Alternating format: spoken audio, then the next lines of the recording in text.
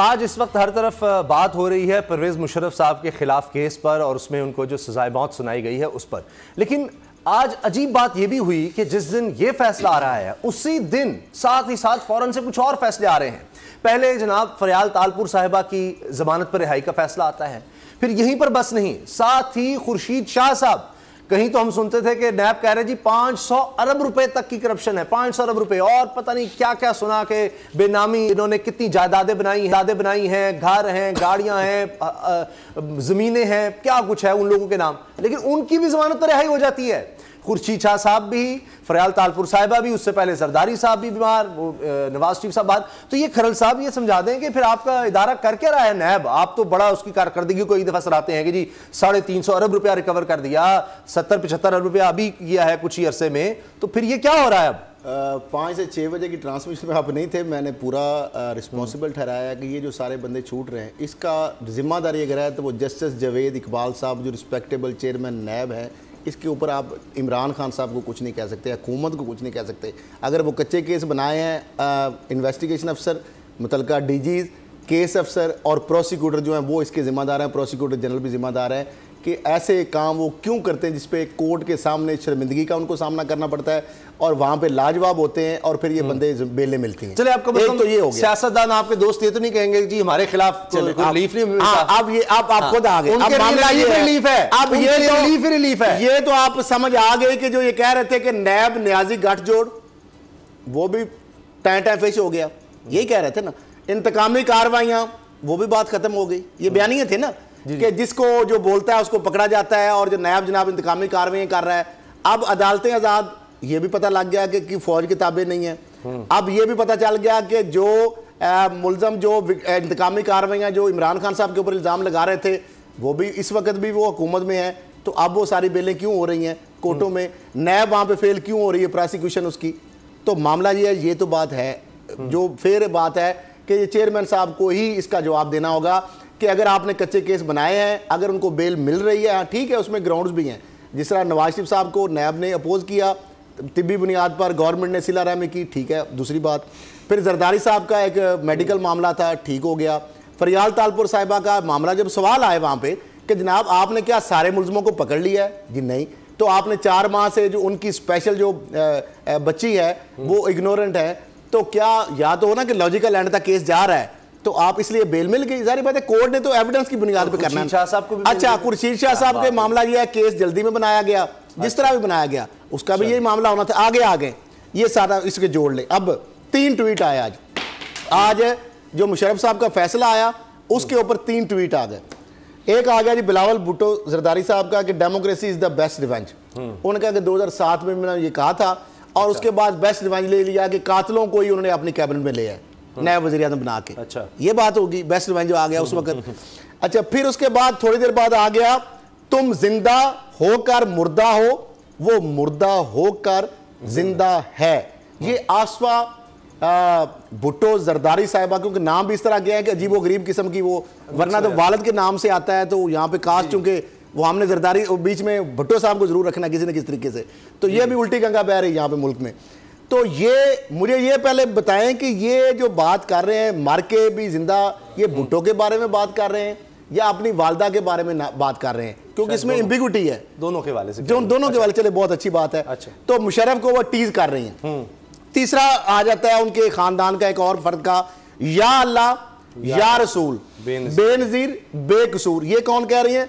बख्तावर भुट्टो जरदारी साहब। अच्छा, सुन ले थोड़ा सा डॉक्टर साहब अगर इजाजत, मैं थोड़ा सा अगर आप इजाजत आपसे, आप मुझे ये बताएं कि सिर्फ एक मैं चैलेंज दे रहा हूं, ये बख्तावर भुट्टो जरदारी साहिबा को मैं चैलेंज देता हूं कि यही ट्वीट वो लिखें, या अल्लाह या रसूल मेरे पापा आसफ जरदारी बेकसूर। वो लिख देंगे उनके लिए, या अल्लाह या रसूल मेरी फुफ्फो फरियाल तालपुर तालपुर बेकसूर। उन्होंने ये लिखने की हिम्मत है, करें ना जरा। अच्छा, आप पढ़ी बाबर साहब, तो आप ये सच में बोले जरा, कितनी देर भुट्टो को बेचेंगे? अच्छा, कितनी देर अपनी वालदा को बेचेंगे? मुझे तो, मैं तो हैरान हूं। एक बिलावल भुट्टो जरदारी साहब को हमने होप समझा कि शायद वो जो करप्शन और ये गंद है ये इससे डिसएसोसिएट करेंगे। मुझे ये बताएं, फरियाद तारपुर साहब के दस्तखत भी मौजूद है, बिलावल साहब के दस्तखत भी मौजूद है जी। अच्छा, तो ये साहब जी डोगर साहब ये जो बातें इन्होंने कही है ना, फिर मुझे बताएं कि जब वो ये कहते हैं कि जी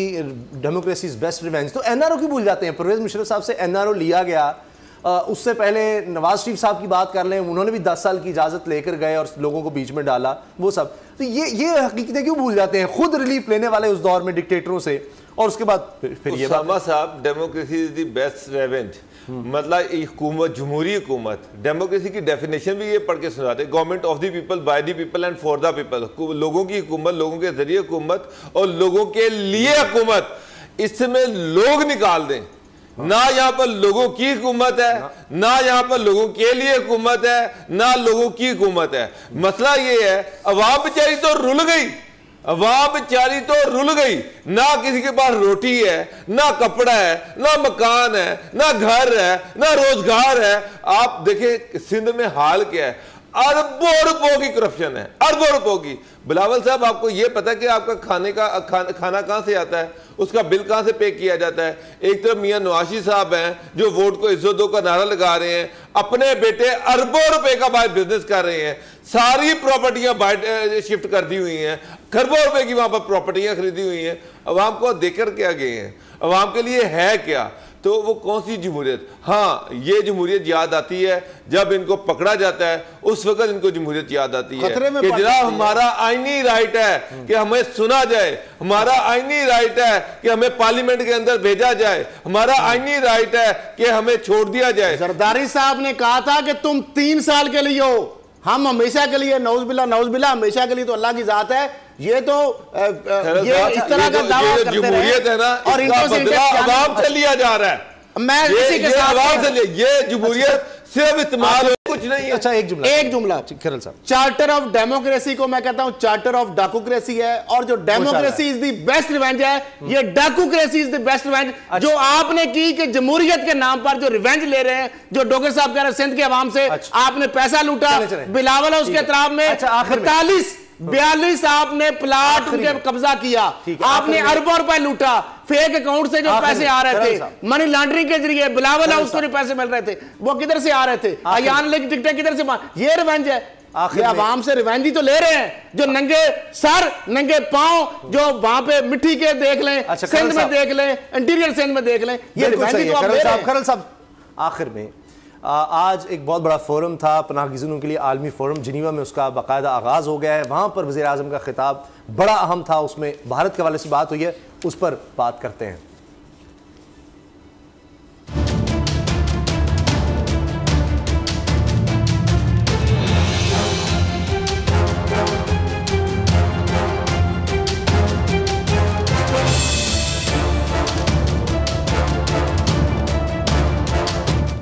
बाबर डोगर साहब, ये बड़ा अहम था, इसमें ये कहा गया कि एक तो सराहा गया तुर्की सबसे बड़े वो है महाजरीन के लिए जगह पनागा, पाकिस्तान दुनिया में सबसे ज़्यादा 40 लाख पनागज़ीन यहाँ पर आए, आलमी ताकतें फिर भाग जाती हैं उसके लिए। पहले ही जिस तरह इमरान खान साहब ने कहा, हम पहले ही गुर्बत, महंगाई, बेरोज़गारी में पिस रहे हैं, फिर ये महाजरीन का मसला वो अपनी जगह। तो बहुत बड़ी बात है कि पाकिस्तान ने इस तरह का कदम उठाया। लेकिन जो भारत की उन्होंने बात की कि वहाँ पर वहाँ के होते हुए, शहरी होते हुए उन लोगों को महाजरीन में तब्दील कर दिया गया है, मुसलमानों को खास तौर पर। आसाम में 20 लाख मुसलमान, वहां पर 1 करोड़ कश्मीर में मुसलमान, उनके साथ जो किया गया है ये तो बड़ा अहम है कि, और अफसोस की बात यह है कि बेहतरीन मौका था कि पाकिस्तान इन चीजों को उजागर करता, जिस तरह इमरान खान साहब वहां पर कर रहे हैं पूरी दुनिया में। हमें यहाँ अंदरूनी तौर पर एक और मसले का सामना हो गया।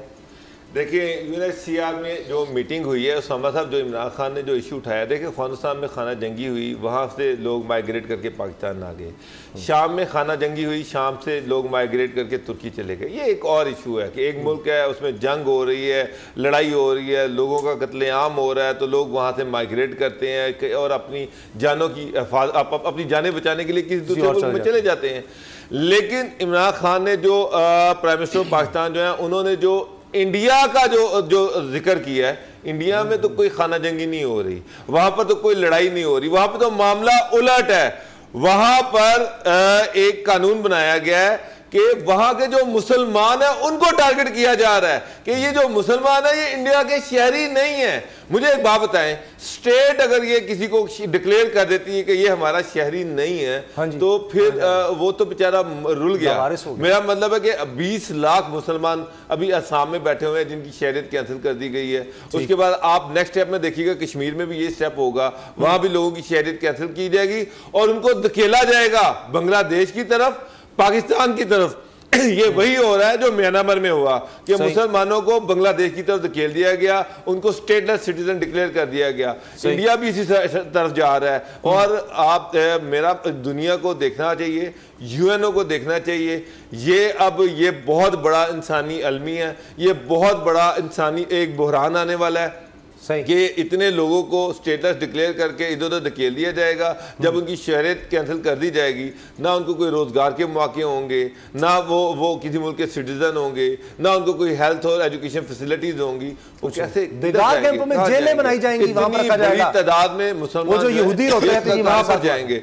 तो सर ये एक बहुत बड़ी साजिश है। ओआईसी तो वैसे ही सोई पड़ी है, अदरवाइज लेकिन अब चाइना ने बुला लिया इजलास यूनाइटेड नेशंस सिक्योरिटी काउंसिल का कश्मीर पर, यह बड़ा अहम होगा। खरल साहब, जेनोसाइड वॉच एक इदारा है जो नजर रखता है कि कहां कत्लेआम हुआ लोगों का या हो सकता है, उसने 10 स्टेप्स बताए हुए हैं। ये उनकी है, उनका बाकायदा इजलास हुआ अभी कल की बात है और उन्होंने बताया 10 स्टेप्स होते हैं। 10वां स्टेप में आपको बता दूं ये होता है कि कत्लेआम के बाद कहा जाता है 10वां स्टेप ये है, 9वां स्टेप होता है कत्लेआम और 10वां होता है कहते हैं हमने कुछ नहीं किया, हमने तो लोगों को मारा ही नहीं।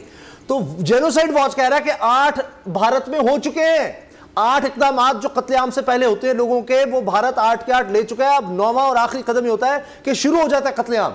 तो वहां तो जो बाबर साहब बात कर रहे हैं ये तो पूरी दुनिया कह रही है कि अब तो बस ये होना बाकी है, अगरचे लोग रोज मर रहे हैं भारत में। देखिए, इमरान खान साहब ने जो वज़ीर-ए-आज़म पाकिस्तान ने आज आलमी फोरम पे यही बात की है कि जो असम के जिस तरह डोगर साहब ने किया है कि उनको 20 लाख जो पहले म्यांमार वाली, उनके पास भी सिचुएशन आ रही है कि आपको पाकिस्तानी शहरी जो जहां पे रह रहे हैं उनको अगर कह दिया जाए कि आपकी शरीयत खत्म का आप सबूत लेके आए, वो 3-3 आबाओ अजदाद उनकी नस्लें वहां पे रह रही हैं। तो मामला यह है कि 80 लाख फौज आपने वहां पे 80 लाख आबादी के ऊपर 8 लाख आबादी के ऊपर वहां पे 80 लाख आबादी पर 8 लाख फौज, 80 लाख आबादी पे 8 लाख फौज लॉकडाउन मासरा करके बैठे हैं। जेनोसाइड के वाले से उन्होंने तो फिर मैं कहता हूं 22 रिपोर्ट है, ये 8 नहीं है, 9 और 10वां जो वाकया वो नहीं हो चुका।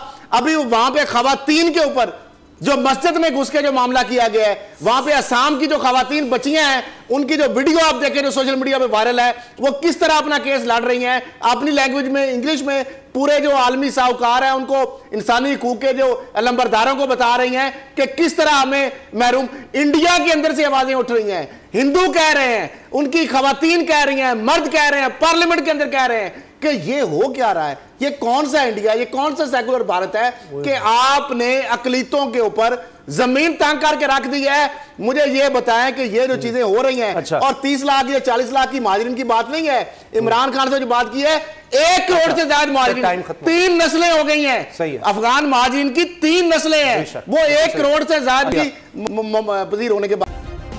सब्सक्राइब करें और बेल दबाएं ताकि कोई